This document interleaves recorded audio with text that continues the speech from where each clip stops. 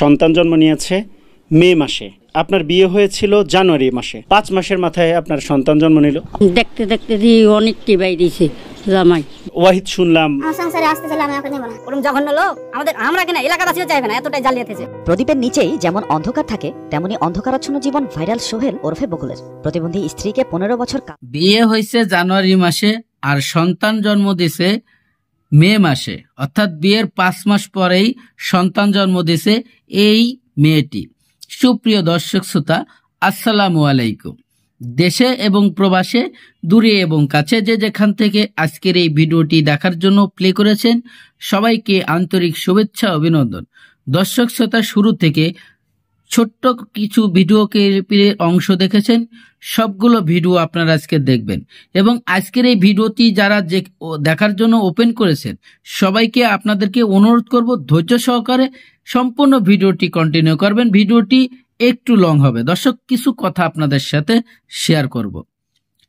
বিয়ের 5 মাস পরেই বাচ্চা হয়, কিভাবে হয়? এটা কি আপনাদের কিভাবে হতে পারে? আপনাদের বিবেকের কাছে প্রশ্ন করে আপনারা একটু কমেন্ট করে যাবেন। প্রিয় দর্শক, আরো কিছু তথ্য পাবেন এই ভিডিওতে, যা একটি মেয়ের 5টা স্বামী, আর বিয়ের 5 মাস পরেই সে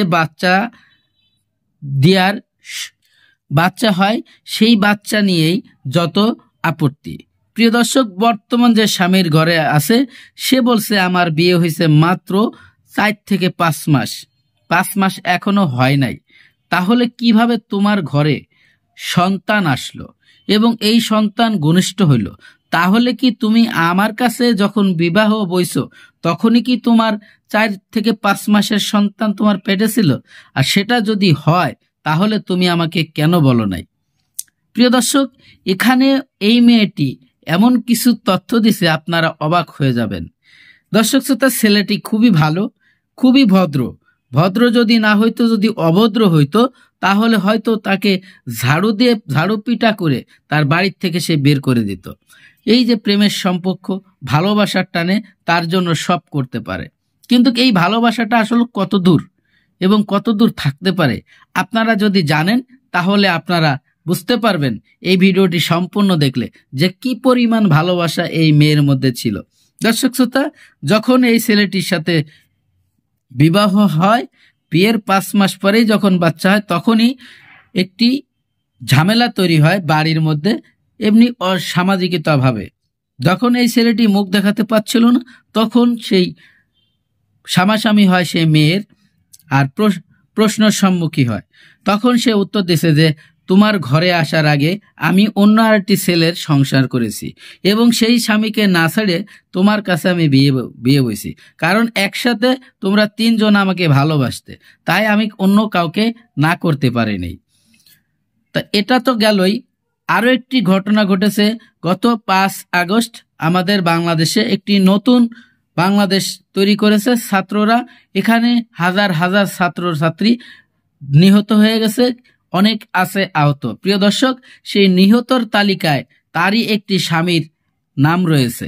দর্শক শ্রোতা, যখন সাংবাদিকরা এবং আইনের পুলিশ প্রশাসন যখন তদন্ত করতেছিল তখন দেখে যে তার বোর নাম একটা, তার স্বামীর নাম আর একটা।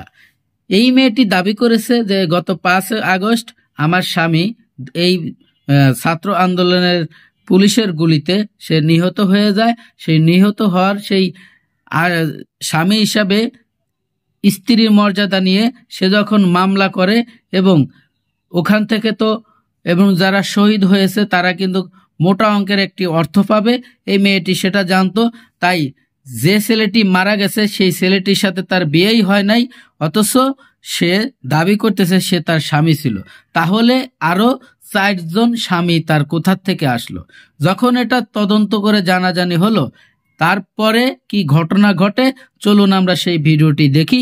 ভিডিওতে যাওয়ার আগে দর্শক ছোট্ট করে একটি রিকোয়েস্ট করব, আপনি যদি আমার চ্যানেলে নতুন বন্ধু হয়ে থাকেন, ভালো লাগলে চ্যানেলটিকে সাবস্ক্রাইব করে রাখবেন, ভিডিওগুলো লাইক কমেন্ট শেয়ার করে দিবেন, বন্ধুদেরকে দেখার সুযোগ করে দিবেন।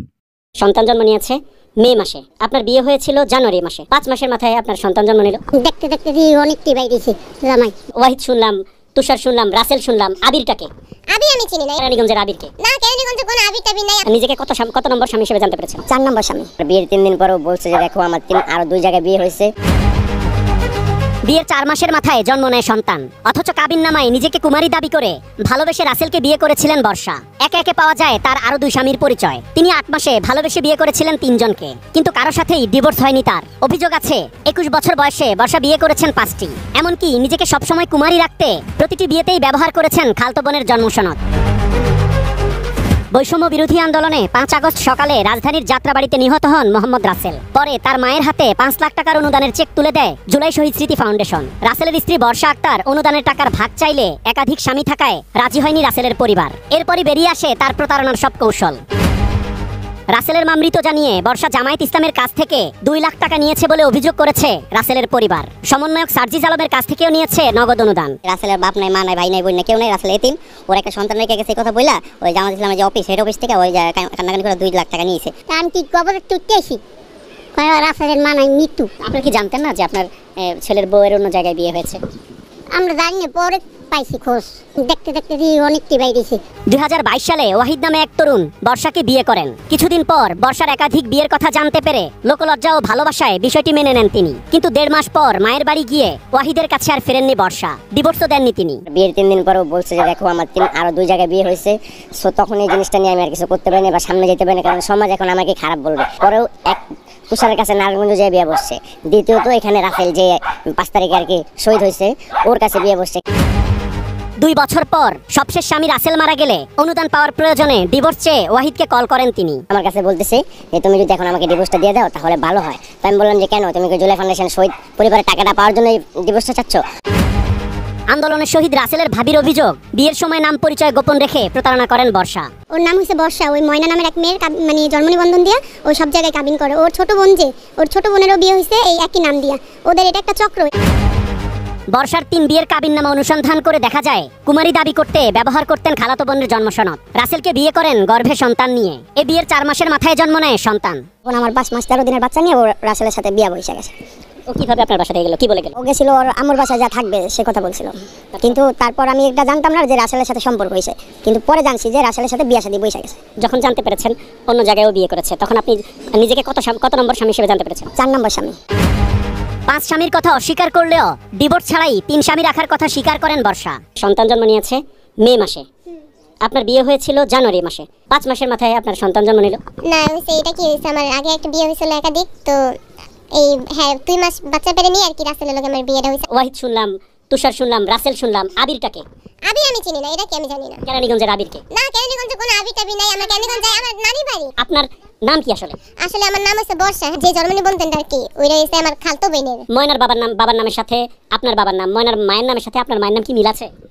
মিল আছে বলতে আমার তো মনে করেন বই নেই। এখন এটা মনে করেন যারা বিয়ে করছে, যারা দেখে নিছে, হেরাই তো দেখে নিছে। হেরা তো আগে ঝামেলাটি করে নাই। এখন আর কি রাসেলে মরে যাওয়ার পরে এখন আর কি এই যে করে টাকা পামু দেখা, একটু আমি আমার পোলাটা নিয়ে খামু দেখা, মনে করেন এরা আর কি 2 টাকাও পাইতে দিব না আর কি ঝামেলাগুলো করতেছে। ডিভোর্স না দিয়ে এক স্বামী থেকে আরেক স্বামী যাচ্ছেন, এটা কি আসলে নিয়মের মধ্যে হচ্ছে কিনা? আমি জানি এটা নিয়মের মধ্যে না। বর্ষার একাধিক বিয়ে বেআইনি বলছেন এই আইনজীবী। আইন অনুযায়ী এটা কখনোই সে প্রথম বিয়ে বলবৎ থাকাকালীন অবস্থায় দ্বিতীয় বিয়ে করতে পারে না। এটা নিঃসন্দেহে প্রতারণার আশ্রয় গ্রহণ করেছে, সেজন্য তার বিরুদ্ধে প্রতারণার মামলা হতে পারে এবং দেশীয় আইন অনুযায়ী স্পষ্ট বলা আছে এটা। একাধিক স্বামী থাকার তথ্যে বিপাকে পড়েছেন বর্ষা নিজেই। 5ম স্বামী শহীদ রাসেলের অনুদানের টাকার ভাগ পাওয়া নিয়েও সৃষ্টি হয়েছে জটিলতা। বিষয়টি সমাধানে জুলাই শহীদ স্মৃতি ফাউন্ডেশন কর্তৃপক্ষকেও বসতে হচ্ছে বর্ষা এবং রাসেলের পরিবারের সঙ্গে। Asad Bhuiyan, ATN news, Dhaka.